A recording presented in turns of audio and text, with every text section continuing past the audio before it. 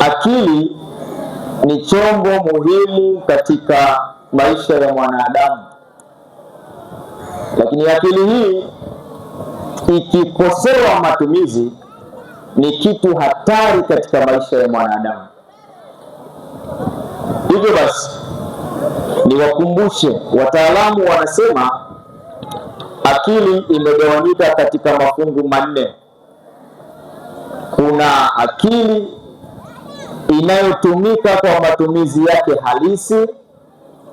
Akili ikitumika katika matumizi halisi, akili hii inakwenda kumwokoa na kumnasua muhusika wa akili hiyo na kumwepusha na madhara na majanga na madhila mengi katika maisha yake ya kila siku. Hiyo ni akili ndio inayotakiwa, ambayo Bwana Mtume Muhammad sallallahu alaihi wasallam amesema, idha aradta an taf'ala amran fatadabbar aqibatahu fa in kana khairan famdi wa in kana sharran fanta. Ukitaka mwanadamu kufanya jambo lolote, kaa ufikirie mara mbili, itumie vyema akili yako katika kutazama matokeo baada ya kufanya. Nini kitakuja kuzaliwa? Ukishafanya leo, kesho kinatokea nini?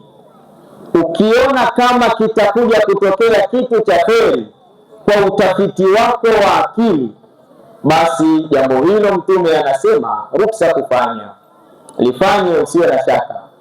Lakini kama ukifikiria ukaona kwamba kinachokuja kutokea baadaye ni kitu hatarishi kwenye maisha yako, basi iko kitu haraka sana kikwepe, kikimbie, achana nacho.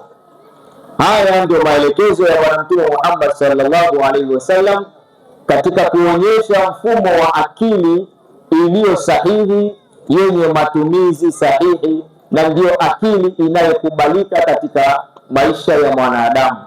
Na mtu akitumia akili kwa namna hii, basi kivyovyote atanusurika na mambo mengi sana, labda yale ya bahati mbaya tu.